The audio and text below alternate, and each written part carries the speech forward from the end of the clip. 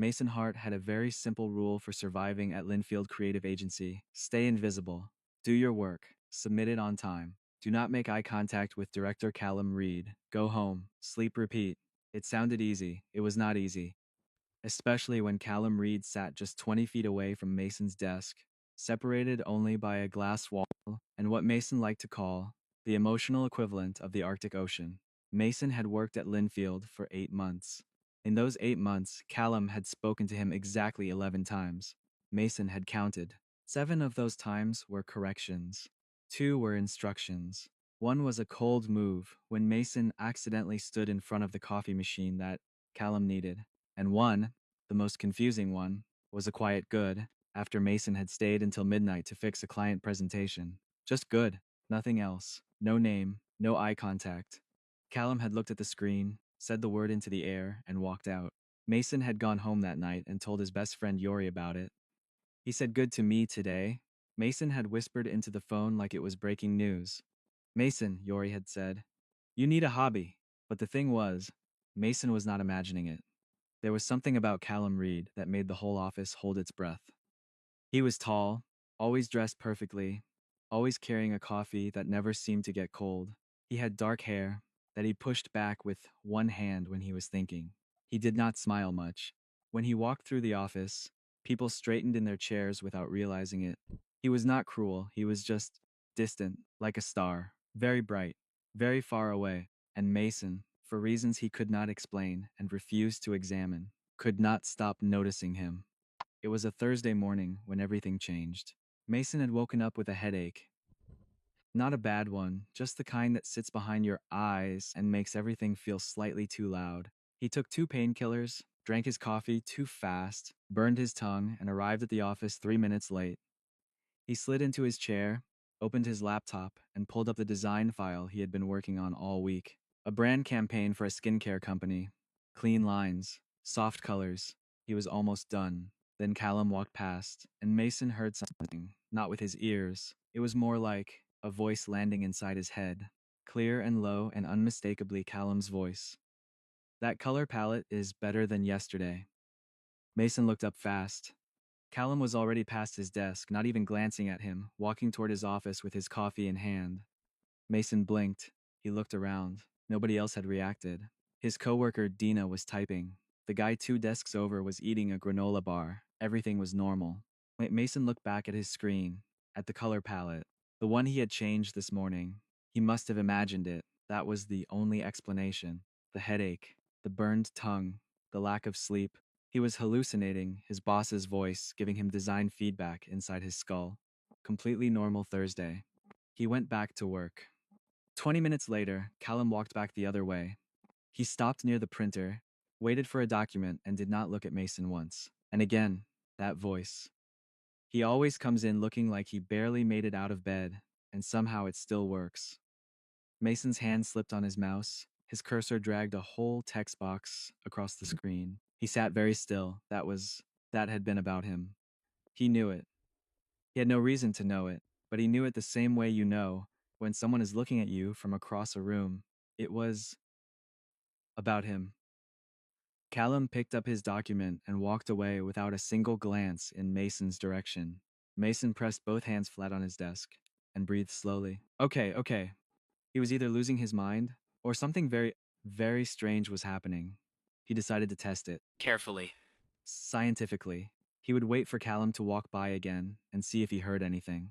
He waited 40 minutes. Callum did not come out of his office. Mason got up and went to refill his water bottle. He walked past Callum's glass office. Callum was on a call, standing at his desk, very focused, not looking up. He needs to stop walking so close to my office. It's distracting. Mason walked faster. He made it to the water station, filled his bottle, and stood there for a solid 10 seconds, just staring at the wall. The voice had been flustered, a little annoyed, but not mean, and it had been about Mason, about him being distracting.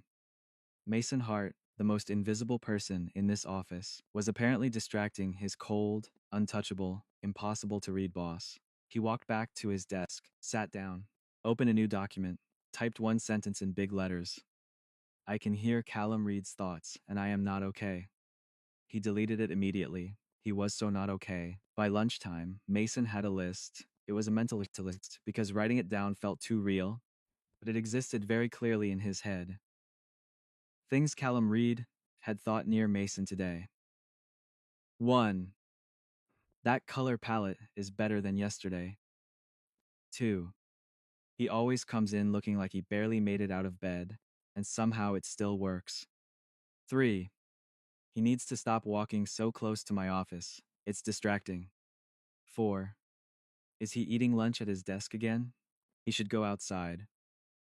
That last one had floated over while Mason was unwrapping a sandwich at 12:15. He had looked up. Callum had been walking to the break room, not even glancing his way. Mason had gone outside. He had sat on the bench near the front of the building in the mild afternoon air, eaten his sandwich, and had a very serious conversation with himself about reality. The conclusion he reached was not helpful. It was real. Whatever this was, it was real. He was hearing Callum's thoughts, and those thoughts were weird. Not mean, not professional. Personal. Observant. About Mason specifically. When Mason came back inside, Yori called. Mason stepped into the stairwell to answer. You sound terrible, Yori said immediately. I can hear my boss's thoughts. Silence. Like, his actual thoughts, Mason said. Mason, it started this morning. I have confirmed it 4 separate times. He thinks I'm distracting. He noticed I changed my color palette. He thinks I should eat outside. More silence. Are you sure you're not just really good at reading people? Yori offered. Yori. I heard his voice, inside my head, without him speaking. Okay, Yori said in the tone of someone deciding to take this seriously. Okay, when did it start? This morning, when he walked past my desk. Did anything happen before that? Did you touch something weird? Eat something strange? Fall and hit your head? I burned my tongue on coffee. That wouldn't do it. I know that. Have you heard anyone else's thoughts? Mason paused. He had not tried. He pushed open the stairwell door a crack and focused on Dina, who was walking past in the hallway. Nothing. He focused on the guy with the granola bar, whose name was Ren. Nothing. He let the door close. No, just Callum. Just your boss, Yori repeated slowly. The one you definitely don't have feelings for. I don't have feelings for him. You texted me about him saying one word to you. That was. Mason stopped. This conversation is not helping. I think the universe is trying to tell you something. The universe needs to mind its business. He hung up and stood in the stairwell alone for a moment. Then he went back to his desk because he was a professional and he had a campaign to finish. Callum stepped out of his office at 3 p.m. for more coffee. Mason kept his eyes on his screen. He's been staring at that screen for hours. His posture is going to suffer. Mason sat up straighter. There we go. Mason froze. Could Callum know? No, that was impossible. The thoughts only went one direction. Callum could not hear Mason reacting to his thoughts. That would be a completely different and much more terrifying situation. He exhaled. The afternoon passed with more small moments. Callum reviewed a team project near Mason's area and thought, clearly and simply, Hart's section is the strongest part of this. He said nothing aloud. He nodded at the overall presentation. He walked away. Mason had contributed the most to that project. He knew that. He had worked 3 late nights on it, but nobody had said anything, and he had started to wonder if it even mattered. Now he knew. It mattered, at least to Callum. That felt complicated, because here was the problem. Mason had spent 8 months telling himself that Callum Reed was simply cold, distant, uninterested, that whatever Mason felt when Callum said good, that one night was just his own brain being silly and lonely. But the thoughts told a different story. Callum noticed Mason's work. Callum noticed Mason's lunch. Callum noticed Mason's posture and his color choices and the way he came in every morning looking slightly rumpled. Callum noticed Mason a lot. And then, at 5:47 p.m., as the office emptied and Mason was saving the final version of his campaign file, Callum walked past his desk one last time. He did not stop. He did not look, but the thought came through like a quiet bell. I want to kiss Mason Hart. The file saved. The screen sat still. The office hummed with the sound of computers and distant traffic. Mason did not move for a full 30 seconds. Then he very carefully closed his laptop, picked up his bag, and walked to the elevator. He pressed the button. He waited. He got in. He pressed the lobby button. The doors closed. Then he pressed his back against the elevator wall, slid down until he was sitting on the floor, and put his face in his hands. Callum Reed wanted to kiss him. His boss, his cold, distant, barely speaks to him boss, wanted to kiss him. The elevator reached the lobby. Mason stayed on the floor for one more second. Then he stood up, straightened his jacket, walked out of the building, and called Yori. You were right, he said. I know, said Yori. About which part? All of it.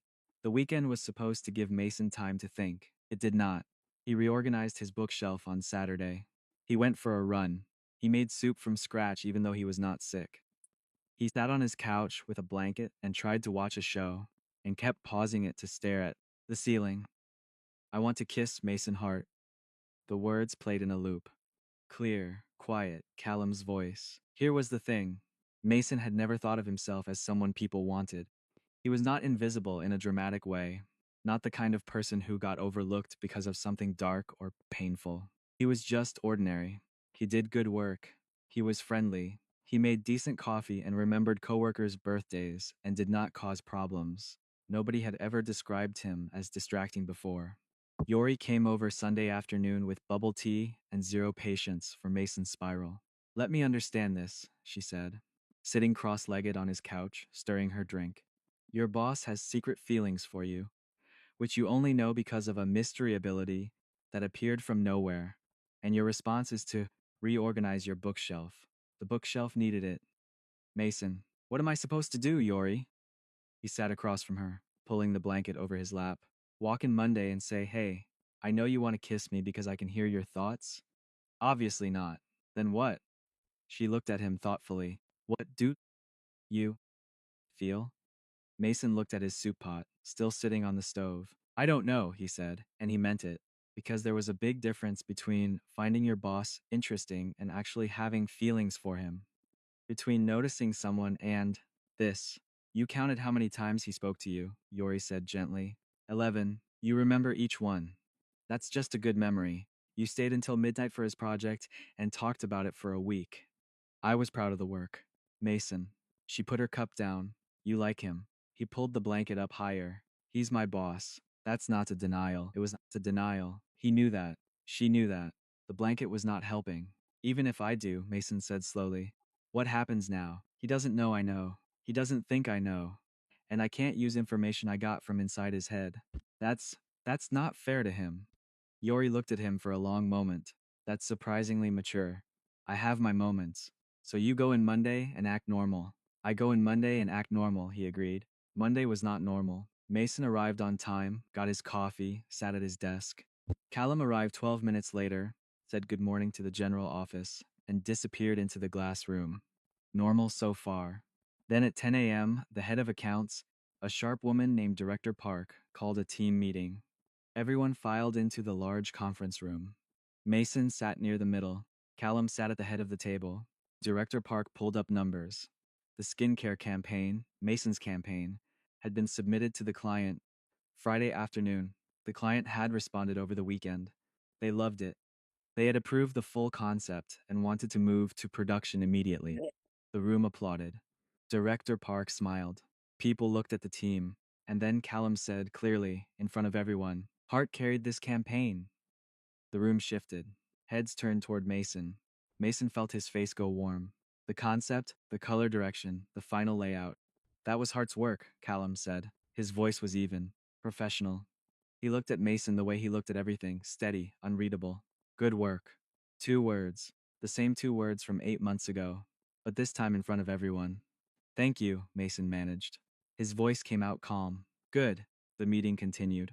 Mason spent the rest of it staring at his notepad and not at Callum. But inside, the voice, he's trying not to smile. I can see it. Why does that make everything harder? Mason pressed his pen down on the notepad and wrote absolutely nothing for the next 20 minutes. This was the problem with knowing. Every moment now had 2 layers. What was on the surface and what was underneath. And Mason had to keep acting like he could only see the surface. It was exhausting. And it made everything so much more real. Because the Callum in those thoughts was not the cold director with the perfect suits. He was someone who noticed Mason's smile, who thought his work was the strongest, who wanted, Mason stopped that thought firmly. Act normal. Do your work. Do not fall for the voice inside your head. He lasted until 3 p.m. Then Callum came to his desk, actually walked over and stood there to hand him a printed brief for the next project. This one's yours from the start, Callum said. Full creative lead. Mason looked up. This close, Callum's eyes were darker than he usually noticed. He looked a little tired, a little something else. Really? Mason said. You've earned it. Their hands touched for 1 second when Mason took the brief. Don't make it obvious, Callum. Don't make it obvious. Mason looked down at the brief. He was so in trouble. The brief was for a travel company. Open concept. Big creative freedom. Mason should have been excited. He was excited. Mostly. Underneath the part of his brain that was still playing, "Don't make it obvious, Callum," on a loop. He threw himself into the work. Concepts, mood boards, color stories. He stayed late Tuesday and Wednesday, not because anyone asked him to, but because when he was working, he was not thinking about other things. At least, he was trying not to. Thursday, Callum stopped by his desk at noon. Have you eaten? Mason looked up. Sorry, lunch. Callum said it simply, like it was a normal question. Have you had it? Not yet. A pause. There's a good place 2 blocks over. I'm going now if you want to come. The whole office had gone quiet in the specific way that offices do when something unexpected happens, and everyone pretends they are not listening.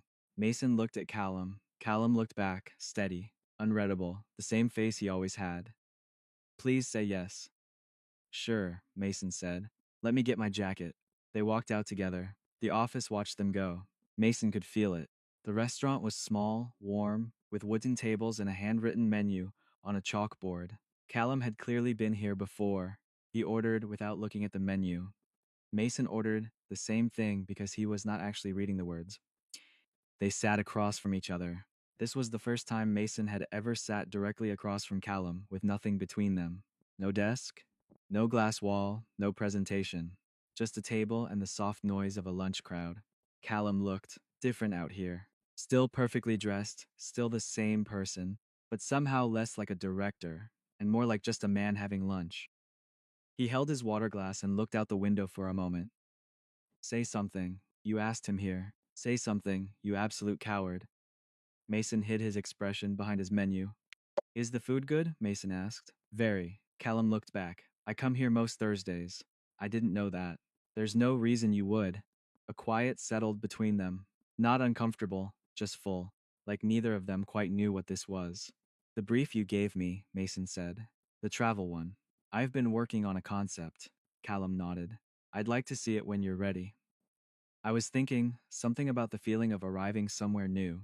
That first moment when you step off and you don't know anything yet, everything is open. Callum was quiet for a moment. Then, that's a good instinct. Most travel campaigns focus on the destination. That's about the person. Exactly. Their food arrived. Mason ate and tried to be normal and tried not to hear things. He failed at the last part. He gets it immediately, every single time. I shouldn't have invited him. This is harder. He has sauce on the corner of his mouth, and I am not going to say anything. Mason grabbed his napkin and wiped his mouth. Callum looked out the window again. Can I ask you something? Mason said. Callum looked back. Yes. Why did you give me full creative lead? There are senior designers who've been here longer. Callum considered him for a moment.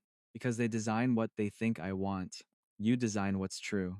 Mason did not know what to do with that. He looked at his plate. Thank you. It's an observation. But Callum's voice was a little softer than usual. Stop looking at him like that. He's your employee. This was a mistake. Mason looked up. Callum had looked away again, jaw slightly tight. The thing about hearing someone's thoughts was that you heard the whole fight, not just the feeling, but the argument against the feeling.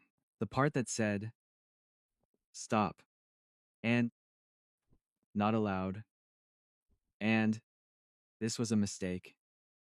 And Mason understood that, because he was having the same argument. They walked back to the office mostly in silence. It was not a bad silence. When they reached the building, Callum held the door. The concept sounds strong, he said. Don't overthink the execution. I won't, Mason said. They went back to their desks, the glass wall between them. the 20 feet. Everything the same. Except it was not the same at all, and they both knew it. And neither of them could say so. On Friday morning, Mason could not hear anything. He walked past Callum in the hallway. Nothing. He sat at his desk while Callum moved around the office. Nothing. He went to refill his water past the glass office, focused hard. Silence. He did not know if this was better or worse. He told Yori at lunch, sitting on the outdoor bench that had become his regular spot. It stopped, he said, completely. Complete silence. I can't hear him at all. Yori was quiet for a moment. Maybe it was never meant to be permanent. Then what was the point? Mason. She said his name carefully. Maybe the point was just for you to know. So you could stop assuming he didn't care. So you could stop hiding. He stared at his sandwich. I can't do anything with it, Yori. He's my boss. He'd never, even if he wanted to, he'd never act on it. You heard what I said. His own thoughts told him to stop. People talk themselves out of things they want all the time, she said. Doesn't mean they don't want them. He went back inside. The afternoon was strange. Callum was in meetings most of it. Mason worked on his travel campaign and it was going well, genuinely well, the kind of creative momentum that made hours disappear. By 6, the office had mostly cleared. Mason was finishing notes on his concept board when he heard footsteps. Callum stopped at his desk. Still here? He said. Just finishing. Mason looked up. You too? I had calls. He looked at Mason's screen, at the mood board, at the concept layout Mason had been building all week. He was quiet for a moment. This is exceptional, Callum said. Not good. Exceptional. Mason felt something loosen in his chest. Thank you. The arrival concept, the open door. You made it feel personal without making it sentimental. He looked at Mason directly. This is the best thing you've done here. 8 months of practice, Mason said. Something moved across Callum's face, quick, like a curtain shifting in a window. Then it settled back to neutral. Don't stay too late, he said. He picked up his coat from the back of his chair, said goodnight to the last few people still at their desks, and left. Mason sat alone in the quieting office. The voice was gone, but the words, the real words, the spoken ones, were still there. Exceptional. Maybe, Mason thought. He did not need to hear the thoughts anymore. Maybe he had already heard the part that mattered. Maybe now he just needed to figure out what to do with it. He packed his bag, turned off his monitor, walked to the elevator, and he made a decision, not a big dramatic one. Just a small quiet decision that sat warm in the center of his chest. He was not going to hide anymore. The following week, Mason nearly ruined everything. It was Tuesday. The travel campaign presentation was scheduled for Thursday. Client call, full team, Callum leading it. Mason had been given the floor for the creative section. He had prepared everything. He was ready. What he was not ready for was overhearing Callum on the phone. He had not heard Callum's thoughts since Friday. But Tuesday afternoon, walking past the small side hallway near the copy room, he heard Callum's actual voice through the partially open door of the unused office. Callum, sometimes used for private calls. I know how it looks, CO. That's exactly why I haven't done anything. A pause. Because it's not appropriate. He works for me. Another pause. I don't need advice on this. I need you to stop bringing it up. Mason walked faster. He should not have heard that. He walked to the bathroom, ran cold water over his wrists, and stood there for a moment. He works for me. That was the wall. The real one. Not coldness, not disinterest. The wall was ethics and position and all the good reasons that made Callum the kind of person who would talk himself out of something he wanted. Mason looked at himself in the mirror. He thought about hiding, about going back to invisible, about how much easier it would be. Then he thought about the lunch, about exceptional, about 20 feet of glass and 8 months of good. He went back to his desk. He worked until 7. When he finally looked up, the office was empty, except for Callum's light still on behind the glass. Mason stood up. He walked to Callum's office. He knocked on the open door. Callum looked up. I wanted to ask, Mason said, keeping his voice steady. If you had time to look at the final layout before Thursday, there's one section I'm not sure about. Callum studied him for a moment, then he nodded. Come in. Mason came in. He pulled up the file on his laptop and set it on Callum's desk. They both leaned over it. This close, Mason could smell Callum's cologne. Something clean and quiet. He focused on the screen. This section, Mason said, pointing. The arrival sequence. I think it might be too slow. Callum leaned in slightly. He scrolled through the frames slowly. No, he said. The pacing is right. Fast would make it generic. Slow makes the viewer feel it. You think so? I know so, he straightened. They were close, not inappropriately. Just the natural closeness of two people looking at the same screen. Callum stepped back slightly. The instinct you had from the beginning was right. Trust it. It's easier to trust it when someone else sees it too, Mason said. Callum looked at him. Mason held the eye contact. He had not planned to say the next thing, but the word came out anyway, quiet and honest. I noticed you more than I should. The office was completely silent.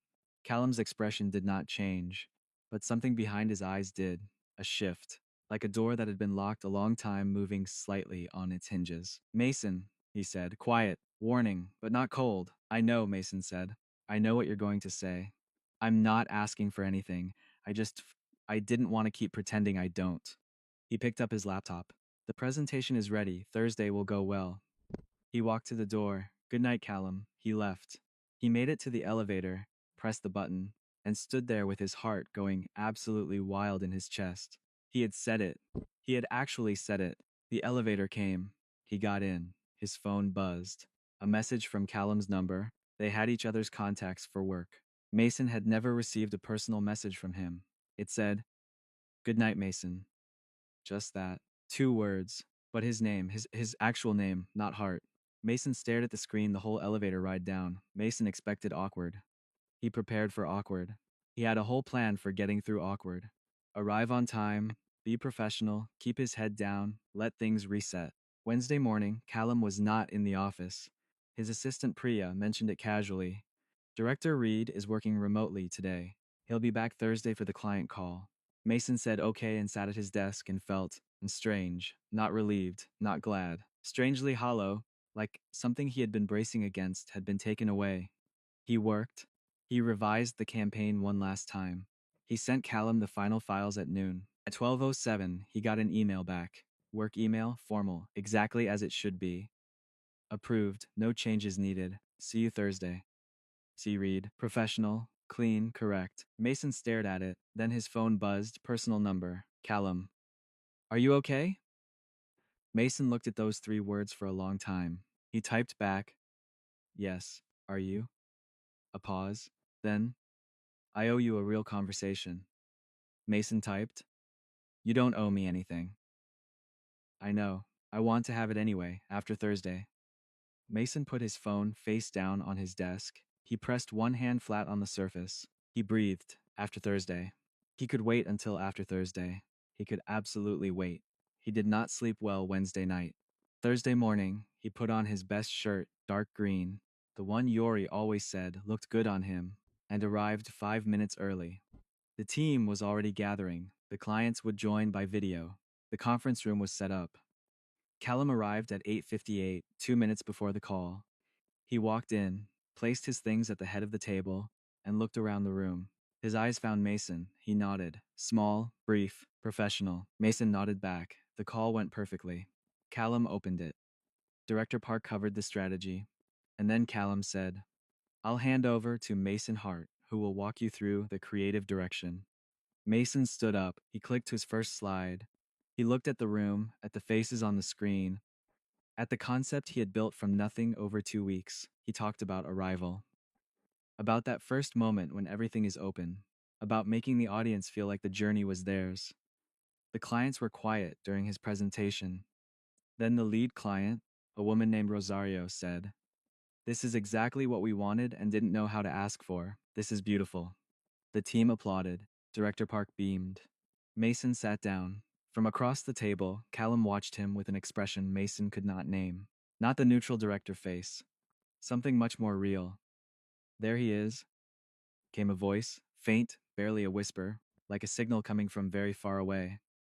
There he is. Mason looked up. Callum looked away. The meeting wrapped. People filed out. Congratulations everywhere. Mason stayed to pack up the presentation equipment. When the room was empty, Callum was still there. Well done, he said. Thank you. They stood on opposite sides of the conference table. Long table. Wide room. But it felt like the smallest space Mason had ever been in. You said after Thursday, Mason said. Callum exhaled. He pulled out a chair and sat down, which was not what Mason expected. Callum sat like he was tired, like he had been holding something for a long time and just put it down. Sit, Callum said. Mason sat. Callum was quiet for a moment. He looked at the table, then at his hands, then at Mason. I've been in this industry for 12 years, he said. I have worked very hard to be the kind of person who does not make things complicated, who keeps lines clear, who does the job and does it well and doesn't. He stopped. I have rules. I know, Mason said. You knowing doesn't make them disappear. I know that too. Callum looked at him. Then why did you say what you said Tuesday night? Mason thought about it. The real answer, not the rehearsed one. Because I was tired of pretending I didn't feel it, even if nothing came of it. I didn't want to spend another 8 months shrinking myself down to nothing, so you wouldn't notice I existed. Callum was very still. 8 months, he repeated. You said good to me in October. After I stayed until midnight, I went home and thought about it for 3 days. Something moved across Callum's face, slow, like sunrise. Not quite a smile, but something close. One word. You don't give many. No, Callum said quietly. I don't. He looked at the table again. I noticed you very quickly. Earlier than I should have. I told myself it was because your work was strong. He paused. It wasn't only that. The room was completely still. Callum, let me finish. His voice was steady. I've had this argument with myself for months. Every reason it's wrong. Every reason I should keep the distance. And those reasons are real. They matter, Mason. This is your workplace. I have responsibility here. I won't pretend those things aren't true. But, Mason said softly. Callum looked at him, directly. The unreadable face was gone. Whatever was underneath it, tired and honest, and something Mason had only ever heard as a voice inside his head, that was what was looking at him, now. But I'm also very tired of pretending, Callum said. The silence stretched. Then Callum said, I would like to take you to dinner. Not a work lunch, not a conversation in a conference room. Dinner. Outside of this office. And I would like to see what that is. Mason's chest felt like something in it had been wound very tight for a long time and had just gently loosened. Yes, Mason said. I need you to know that I take this seriously. That I'm not. I don't do things carelessly. If we do this, I'm in it. I know, Mason said. I know you're not careless. He thought of all the things he had heard over the past weeks. The way Callum noticed the color palette, noticed the lunch, noticed Mason's posture, fought with himself, tried to do the right thing. You're actually the opposite of careless. Callum looked at him with something almost like confusion. How do you know that? Mason smiled, just a little. You told me, in your way. Callum studied him. Then, slowly, something happened that Mason had never seen in 8 months of watching from 20 feet away. Callum smiled. Real, quiet, tucked into the corner of his mouth, but absolutely real. Saturday, Callum said. Dinner. I'll text you the place. Okay. They both stood.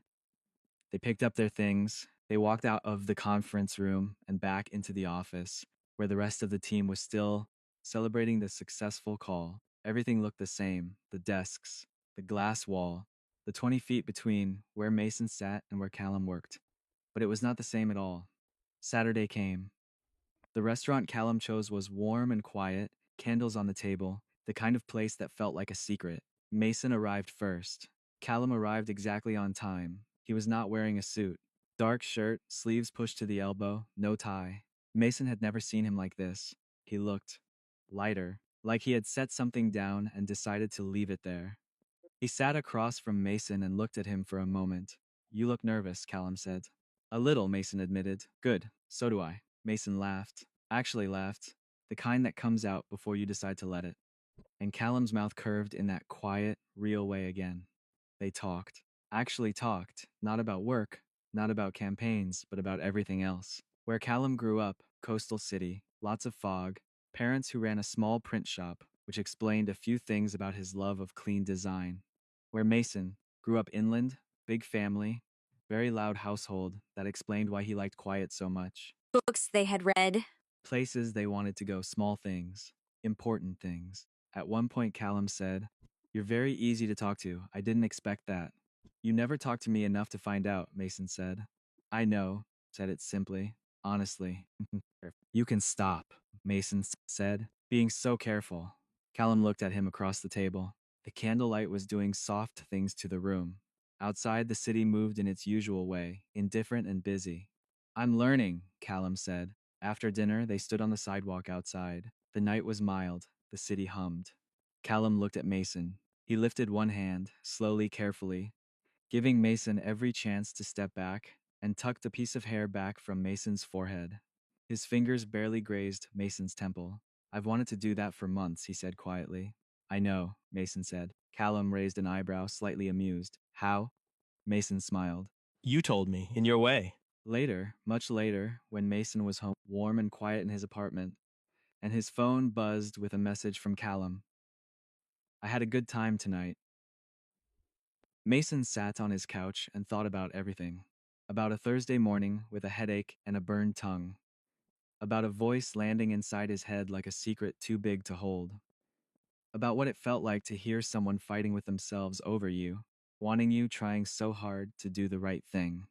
He thought about how the voice had gone quiet, and how maybe that was because he had stopped needing it. Because Callum had started speaking. He typed back, Me too. Same time next week? 3 seconds. Then, yes. Mason put his phone down. He leaned back on the couch. He looked at the ceiling for a moment, then smiled at nothing in particular. Being loved, he thought, was not always loud. Sometimes it was a voice inside your head that didn't belong to you. Sometimes it was a word, good, exceptional. Your name said like it meant something. Sometimes it was a man who fought with himself for months, and then finally, sat down across from you and said, I'm tired of pretending too. Mason was done pretending. He was, for the first time in a long time, exactly where he wanted to be.